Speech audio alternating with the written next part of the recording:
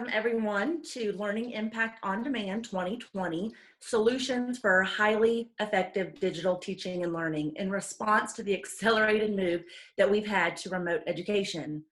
At IMS, we strongly believe in the power of dynamic collaboration as a catalyst for digital innovation and transformation in education. In this spirit, we bring together leaders in our community, both educational representatives and ed tech suppliers, to share knowledge and ideas for reimagining the educational experience and explore new opportunities for shaping the future of teaching and learning. Today's topic is all about digital material and ensuring that that digital material is vetted, accessible, and appropriate for K-12 learners.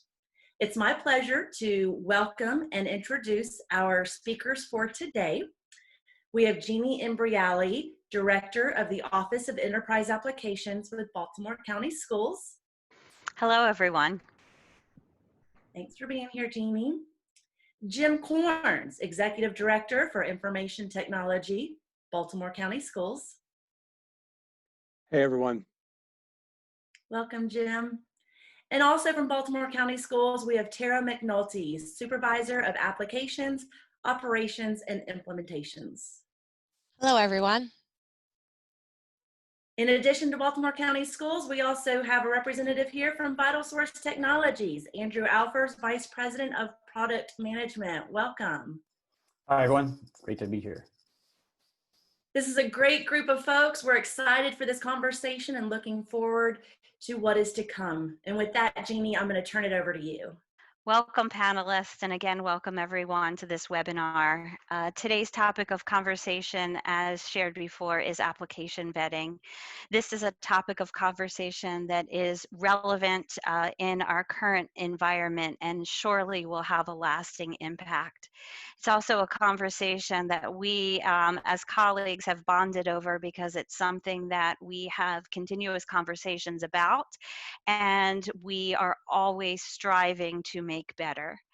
So a starting point for our conversation today is really about why is this process so important and essential to the success of our partnerships together. And with that, I'm going to just start with Jim, but then as we move forward, just others can chime on and branch off of each other. Thanks, Jeanne. So in Baltimore County Public Schools, we've really embraced vetting of our applications to bring into our ecosystem for some pretty high level reasons. We believe in an ease of support. So when our end users are engaging in an application, that they know exactly who to speak to, exactly how it works, and it will function with all of the other things that are in an environment. We like to get our technology set up and get it out of the way of instruction. So to make sure that our apps are able to be rostered locally, that they will be compliant with all of the things that our end users need to engage in, and that the students and teachers don't really have to have a advanced level of knowledge on how to technically make something operate so the instruction is primary. In short, we just really like to make sure that anything that we bring into our digital ecosystem works. We've also learned in Baltimore County that it's really important to have a structured way to support the goals of our app vetting process. Having this structured process that we move through really ensures that we're addressing 4 key areas for Baltimore County. We like to make sure we're targeting our data privacy, we're looking at interoperability, the analytics that we can collect about tools, the accessibility, and making sure that it aligns with all of our policies and practices in Baltimore County.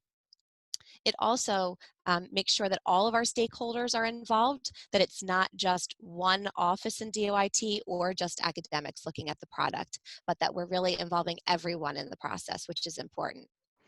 And Tara, even though that we have this structured process, I'd like to say that one key point where we begin and we put very intentional emphasis on is building relationships from the start. Relationships internally within our school system with our instructional staff. So the IT and the instructional staff working hand in hand, making sure that we have a shared understanding of the use cases and the needs for the pieces of software, and also making sure that we have built those relationships and developed that shared understanding with our vendor partners is critical. Furthermore, besides that shared understanding, it's critical for us to make sure that we've established roles and responsibilities. We have individuals within the organization at the executive level that are sponsoring that piece of software and are part of that application vetting process so that they understand the importance of it and they understand the findings and the outcomes, as well as individuals that will, once we have finished the application vetting process, will take over in regards to the implementation process as well. We also like to make sure that our vendors understand the roles and responsibilities so that they know who to contact and reach out for at the various points in the process. I was just going to add that, building on what the three of you mentioned, I think that, from a supplier point of view, working with customers or prospective customers who have a well-organized process, and particularly I think one that leverages industry standards is really, really valuable for suppliers of learning tools like VitalSource. We have invested a lot over time in supporting standards like LTI and Caliper for analytics, data sharing, et cetera. And, our support of those standards and knowing that organizations and school districts are making those as a key part of their overall process, develops confidence for us that our tools have a wide reach in the broader market.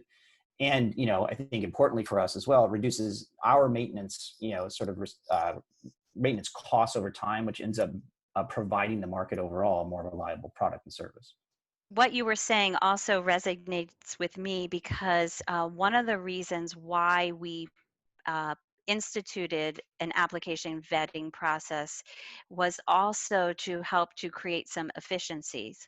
Although that we need to go through this process and it does take a little bit of time, in the end, it makes sure that we have the right product, again, that's meeting our individuals' needs. Not only that we have the right product, but we know exactly how to set it up, how to administer it, how to maintain it, and how to work with you to best support the product. So in the end, we can ensure the best overall user experience possible. And that's our end goal from an IT perspective. Okay, Tara, you started talking about some of the key components about that we've experienced, and I know that our process has evolved over time. What are some of those core components when other organizations or either suppliers are looking into engaging in a thorough application vetting process together? Thanks, Jeannie. I'm going to sound like a bit of a broken record today because I'm going to continue to share the same information. Whatever the process is that you put in place, I think one of the most important things is that you have a process, that it's structured and consistent so that everyone knows their role. It includes all the right people within that process, so everyone knows what their responsibilities are and what the expectations are for them in that process. And as I said earlier, ours takes a look at data privacy, interoperability, what analytics we can gather, accessibility, and then again, also make sure that we're including curriculum instruction in this to make sure that it aligns with the policies and practices that they have in place. So whatever the components are, whatever the critical pieces that you want to look at when you're vetting new applications, I think the most important thing is that it is that structured process that's in place and consistent each time, so that, again, every time somebody asks for a new piece of software, they know what to expect from the process and what their role will be. Great. Jim, can you talk about, from an organizational standpoint, um, the essential components, not just while we're actively engaged, but also helping to inform the organization and at a large around us about why this is important and about the components? Sure thing, Jeannie. So Baltimore County is a very large school district. We're 25th largest in the nation, and one of the pieces that makes our app vetting process successful, in addition to the pieces that Tara spoke about, are the fact that we've got an organizational buy-in. The organization as a whole has to value the work. There's a there's a conversation that I've entered into with multiple CIOs from across the country where they feel like they're pushing a process up through the ranks to build the need for it. And the route that we've chosen to take has actually been getting top level leadership to buy in initially, so that there is an understanding of why we're doing the work, so that the work is valued. And once that occurs, pushing down into the ranks of individuals who are actually engaged in bringing new apps on board, having them vetted, having them integrated, even to the point where we're getting into the classroom to have teachers understand why vetted apps are a better choice than, say, a self-selected app that may not have the support. But if you don't really have the buy-in from the stakeholder group or the organizational leadership, it feels like a very uphill battle to get people to understand that IT has not built a roadblock to good instructional tools, but IT has built a measured process that allows only the best best instructional tools to come on board, that allow for the highest degree of success when it comes to instructional practice, so that the end user isn't wrestling again with, how do I make this work? How do I deal with getting my students rostered and unrostered? The app vetting process and the onboarding process that we've engaged in takes that out of the way, so that they can just get their jobs done. And our highest level, from our superintendent down, have all bought into that process, with, quite honestly, our key stakeholder and advocate being our chief academic officer, who is fully engaged in the conversation and supports the work, so that we are a unified partnership when it comes to bringing new apps on board. And can I add, our Board of Education has bought into the process as well, and has come to rely on that process to make sure that we are being good fiscal stewards as well. Not only that we're making good content selections, but we're being good consumers of educational technology resources. Buy-in, I also wanted to build on other thing that you said, Jim. Buy-in, we don't just have buy-in at the organizational level, but we also seek buy-in from our vendors. And that's where I also look to you, Andrew, because it's really important for us that our vendors and our suppliers buy into the process, and not just even from just the fact of the actual vetting process at hand, but we look to our vendors to be thought partners, because we might have some anticipated use cases, but we look to our suppliers to help us see the possibilities beyond just what's in front of us. We also look for the buy-in and that partnership from our suppliers to be strategic planners. And we're looking for our suppliers to have roadmaps that align their product alignment and their mission of their organization, that aligns with that of Baltimore County Public Schools as well. So I say that to say that it goes well beyond the actual process at hand. We're looking for a long-term commitment and partnership around this application vetting process. Yeah, I would completely agree. I mean, I think as suppliers, it's our duty to provide, transparent information, whether that be just on how we address the dimensions that, some of the dimensions or all the dimensions that, Tara mentioned earlier.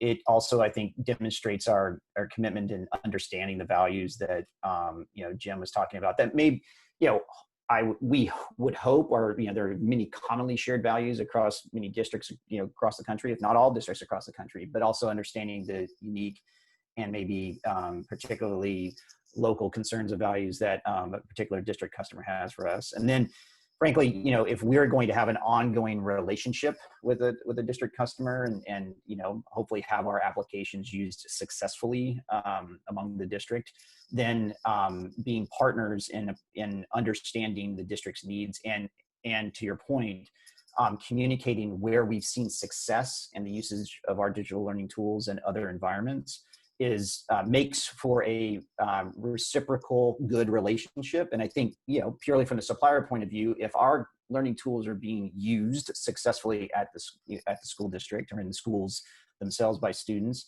then we have confidence that we will continue to have a very fortuitous relationship over time. And, that's a large part of the reason why we're in business. And so it makes sense to be partners in that, process. Andrew, you made a good point there. When you talked about making sure that everyone's on the same page, that's how each and every one of our software review phone calls goes. We have a review that includes the functional manager from the office, the content office that's requesting this piece of software, our vendor partner, and then the appropriate staff from the Office of Technology. And we make sure that we start the call with someone from BCPS sharing what their expectations are for this product, how they think it will be implemented, who will be using it, how they want them to access the tool so that everyone's on the same page. Yeah, that makes complete sense. I mean, I think the one thing that a supplier needs to do is check their assumptions, right? And so understanding from the get-go what the district customers' expectations are, and I think particularly what you just mentioned at the end there, the very clear expectations about how you expect students and instructors to be using it enables us to have a clear view into what your real needs are, and also not assume that we know the answer before dialogues even occurred. I also just want to stress again the importance of privacy, vetting the apps for privacy. We've made a concerted effort throughout our standard operating procedures, as well as right now during this time of remote learning and online instruction for our students, that data privacy is something that we would not compromise. Another thing that we focus on is accessibility. What is good for one student, we want it to be good for all students, and we want all students to have that same high quality learning experience using these various learning tools. And certainly one of the benefits of engaging in application vetting is so that we can reduce the amount of time needed for the technical setup, because our ultimate goal is to get these resources in the hands of teachers and students. And that's the real why of why we're doing this as well. As we're moving on at this point in time, and Jim had mentioned, we are a large school district who has bought into the concept of application vetting. We understand the importance, and we have also ensured that we have the resources on staff to engage in this process. But at this point in time, I just wanted to talk about what are some resources that we could share, or lessons that we've learned along the way, especially for those school districts out there that might not have, as many human resources that we are so fortunate to have in Baltimore County Public Schools, or even new vendors that are new to this process, and a school district comes and embraces the vendor into this application process. So, Andrew, I didn't know if you want to talk about some resources or some sources of information that you've consulted in the past for as a good resource for this conversation.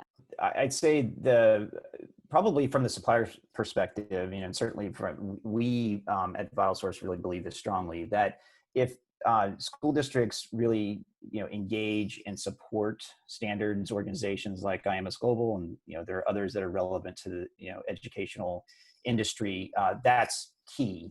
From a supplier point of view, the more we're consistently challenged to meet needs that are expressed by communities who include not only the educational buyers but also the educational suppliers, the more confident we are that we have learning tools that really work for everyone.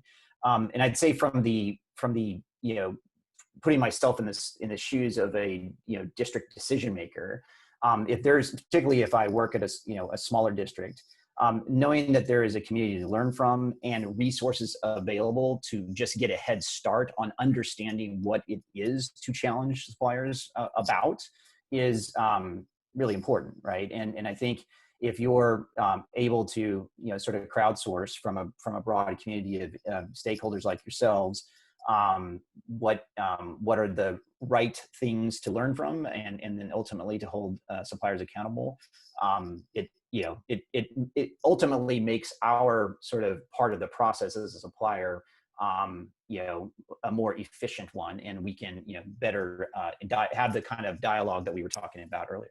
I heard you say about your reliance on IMS's standards, but also you made a good point about the network of professionals, and really something that I think about, and a word that comes to my mind when I think about IMS, and the real value is in the collaborative or the collaboration, and where we have a forum to share those lessons learned or even do some collective problem solving. And I know that that has certainly been an excellent resource for me professionally, to bring different scenarios to this forum and have a place where we can talk through them or problem solve or even engage in, I can learn about possibilities that we haven't even thought of as an organization. And Andrew, I also know that VitalSource has also created some documents or some resources that they have available that we'll be posting after this webinar for school systems that are looking for maybe a framework or some criteria in which to vet various applications. Yes, that's right. We do make available a technology vetting guide, as well as sort of a checklist that enables district decision makers to understand what standards they ought to be thinking and challenging their supplier and vendors in terms of their adherence and support, and different different dimensions in terms of compliance with privacy concerns, or different affiliations around the organizations that the vendor supports that I think are helpful tools. Admittedly, those are we're highlighting a little bit of how we at VitalSource sort of compare against those different dimensions and sort of checklist items, but they're helpful tools regardless of which supplier that you're I think evaluating. So Jim, I know in Baltimore County, we've consulted with outside resources, especially around the area of data privacy when we are vetting applications. Did you want to talk about some of the resources that we often reach out to and we have relied on in the past to help us? We've established a network. It's an informal network of school systems that are in particular with our data privacy initiatives, school systems that have had like-minded implementations. I'll specifically say we've spoken heavily with Denver in order to kind of gauge how our work is going. The real important piece that we've found is that almost every school system that we've interacted with has been more than willing to share the resources that they've had, and we've been able to partner and gain information and share information back and forth. Just as a small aside, in the microcosm that is Maryland, Maryland has 24 school districts, and 3 of those school districts are within the top 25 largest. in the nation, but we also have school districts that have fewer than 3,000 students. And so what we've stood up inside of the state is that the Maryland State CIOs have a monthly meeting in which we exchange partnership information and things that go back to how they're vetting apps, how we're vetting apps, how we're engaging in privacy conversations, so that our state, which represents about 1 million kids, has a closer aligned requirement. So to the smaller school systems, the conversation really centers around that, as we have the personnel to generate some of these more encompassing documents and have been able to create these more refined processes. The smaller systems we've offered out freely. Please use the resources that you would like. We've always been thought partnering. It's really garnering your support from both externally, but also as well as internally. In DOIT, we sometimes feel like app vetting is our sole responsibility. And so even in a system the size of Baltimore, we lean back into our instructional partners to help us vet apps. We ask that they will engage in initial conversations with vendors. We've had individuals do research on application websites to gain information, so that, when you have individuals that will benefit from the onboarding of an application, this is not simply a DOIT concern or need, it's a shared responsibility of the entire system. So for smaller systems, that becomes much more important to be able to say, it's not just a DOIT problem. And truly, when you go into the work, before you even get to the point where you're starting to vet an app, a clear definition of what are you trying to do, what is the goal that you want to have, and what need are you trying to address. So with all of that clear definition and with all of the resource gathering, the idea of building those efficiencies when human capital is at a premium really become the cornerstone of a successful program. So Tara, Jim was just talking about efficiencies, and we always try to work smarter and not harder, and we don't always have to reinvent the wheel, and we certainly consult IMS's resources for apps as they are vetted through that avenue. But what are some of the other resources that we use as well? Sure. I also want to add to Jim's list, it was really important, interestingly enough, for us to define what we meant by software as well. What exactly are the tools or pieces of software or applications or whatever term you're using to define them? I think it's important for you to make that clear to everyone. What fits in this box? What are we vetting before we make it become part of our ecosystem? So I think that's an important step as well. And unlike other industries, many of us are former teachers, and so we're very used to not reinventing the wheel. Borrow, reuse, amend, adjust, take whatever resources you can. So rather than spending some of that initial time investing in sitting down with a blank piece of paper and starting from scratch, investing some time in researching what resources are out there for you. And as Jim said, touching base with other school systems in your area, whether they're districts or small school systems that are made up of a handful of schools. Those are always great resources to gauge where you should be for a district of your size, whatever size it may be. There are great organizations out there like Common Sense, in addition to IMS, taking a look at the privacy pledge. And from an accessibility standpoint, just going out and looking at the WCAG documentation that's out there. And really becoming familiar with it, because they have a pretty standard checklist that you can use and not need to put a whole lot of time and effort into that, but still address that accessibility piece. And we want to make sure that we're doing our part in giving back, and we will certainly share some of these resources that we've referenced today during this webinar with all of you that are joining in, so that hopefully you can not have to reinvent the wheel, but and save time and be able to implement them as well. So as we come to the end of our time together today, I just wanted to thank Jim, Tara, Andrew for joining in this collaborative conversation, because this is certainly a collaborative process when we're talking about application vetting. Again, the overall goals of doing this, and the reason why we feel that it's so important, is because we want to ensure that we're saving our educators time, that we have a quick setup of our applications, getting those valuable resources into the hands of the instructional staff. We want to make sure that we have secure data exchanges, because that's one of the pure benefits of having these valuable resources in our digital ecosystems as educational institutions. And we want to have that one single point of access where all of our educators can go to find these valuable, high quality resources that we vetted for quality, so that they can help to improve teaching and learning. So at this time, I'm going to turn it back over to Karen to wrap us up for today.